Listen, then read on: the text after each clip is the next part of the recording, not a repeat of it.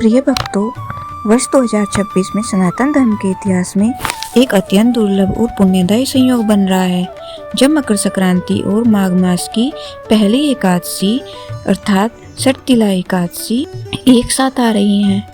और यह संयोग केवल कर्मों का मेल नहीं, बल्कि कर्म शुद्धि, पाप नाश और विष्णु सूर्य कृपा का महासंगम है। मकर संक्रांति के दिन खिचड़ी खाई जाती है। इस दिन खिचड़ी और चावल का दान बहुत शुभ माना जाता है, लेकिन इस साल 23 वर्षों बाद मकर संक्रांति के दिन एकादशी पड़ रही है। ऐसे में सवाल उठ रहा है कि क्या इस बार मकर संक्रांति पर खिचड़ी खाई जा सकती है या नहीं, उसका दान किया जा सकता है या नहीं। पंचांग के अनुसार माघ कृष्ण एकादशी तिथि का प्रारंभ 13 जनवरी मंगलवार को दोपहर 3:17 पर होगा और यह तिथि 14 जनवरी बुधवार को शाम 5:52 तक रहेगी। इसलिए उदया तिथि के अनुसार सटतिला एकादशी का पर्व 14 जनवरी बुधवार को रखा जाएगा। यही दिन वर्ष 2026 की पहली एकादशी भी है। इसी दिन मकर संक्रांति भी है, जब सूर्यदेव 14 जनवरी को दोपहर लगभग 3:13 पर मकर राशि में प्रवेश करेंगे और उसी क्षण में सूर्य का उत्तरायण प्रारंभ माना जाएगा।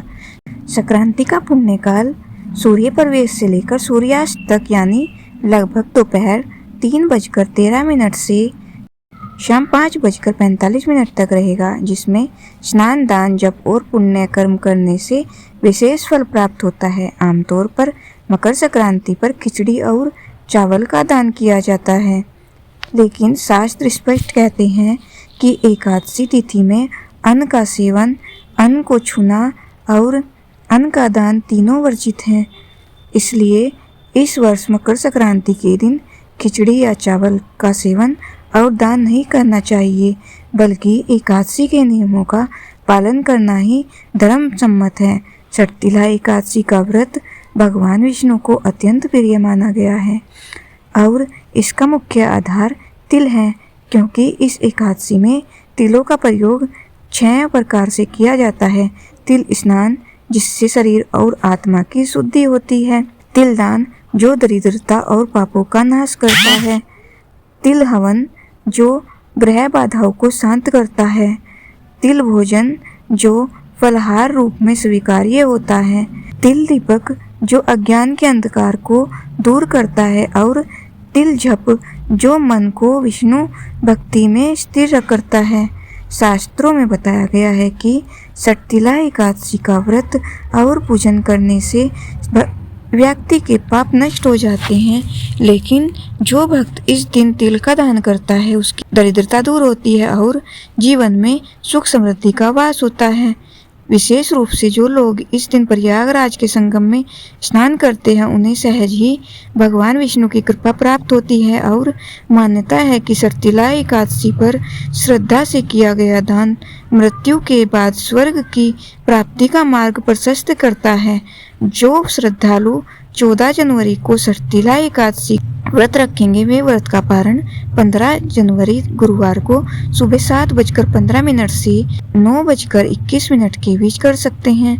उस दिन द्वादशी तिथि का समापन रात 8:16 पर होगा। इसलिए पारण का यह समय शास्त्र सम्मत और अत्यंत शुभ माना गया है। जब ऐसे पावन दिन पर एक और सूर्यदेव उत्तरायण होकर देवताओं के दिन की शुरुआत कर रहे हों और दूसरी ओर भगवान विष्णु की प्रिय एकादशी का व्रत चल रहा हो, तब यह संयोग जीवन के समस्त कष्टों, पितृदोषों और आर्थिक समस्याओं और मानसिक अशांति को शांत करने की अद्भुत शक्ति रखता है। यह दिन हमें यह संदेश देता है कि धर्म केवल परंपरा नहीं, बल्कि समय, नियम और श्रद्धा का संतुलन है। इसलिए इस वर्ष मकर संक्रांति को तिल गुड़ दान, सटतिला एकादशी व्रत का नाम स्मरण और विष्णु सूर्य उपासना के साथ मनाना ही सर्वोत्तम मार्ग है, क्योंकि जो भक्त इस दुर्लभ संयोग के समय भक्ति और श्रद्धा की साधना करता है, उसके जीवन में केवल पुण्य ही नहीं, बल्कि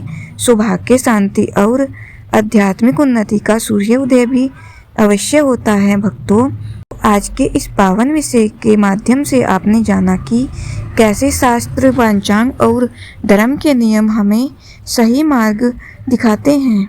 ऐसे दुर्लभ संयोग जहां मकर संक्रांति और सठिला एकादशी एक साथ आती हैं, इनके सही अर्थ, विधि और मर्यादा को समझना अत्यंत आवश्यक है, ताकि हमारी भक्ति अज्ञान नहीं बल्कि शास्त्र सम्मत श्रद्धा से जुड़ी हो। यही प्रयास हमारा है कि आपको हर व्रत, हर पर्व और हर धार्मिक संयोग की सही, प्रामाणिक और गढ़ जानकारी सरल और भक्तिपूर्ण भाषा में प्राप्त हो। यदि आपको ऐसे ही व्रत, त्योहारों, एकादशी कथाओं, सनातन धर्म के रहस्यों और पुण्य संयोगों की सटीक जानकारी सबसे पहले प्राप्त करनी है तो हमारे इस चैनल को अभी सब्सक्राइब कर लें, वीडियो को लाइक करें ताकि यह संदेश अधिक भक्तों तक पहुँचे और अपने परिवार व मित्रों के साथ अवश्य साझा करें, जिससे वे भी धर्म के सही नियमों से जुड़ सकें। आपकी यही छोटी सी सहभागिता हमें प्रेरणा देती है कि हम सनातन धर्म की दिव्य परंपराओं को और भी श्रद्धा के साथ आप तक पहुंचाते रहें। भगवान श्री कृष्ण और सूर्यदेव की कृपा आप सभी पर सदैव बनी रहे। आपका जीवन पुण्य, शांति और सौभाग्य से परिपूर्ण हो। जय श्री कृष्णा। विष्णु भगवान की जय। ओम नमो भगवते वासुदेवाय। धन्यवाद।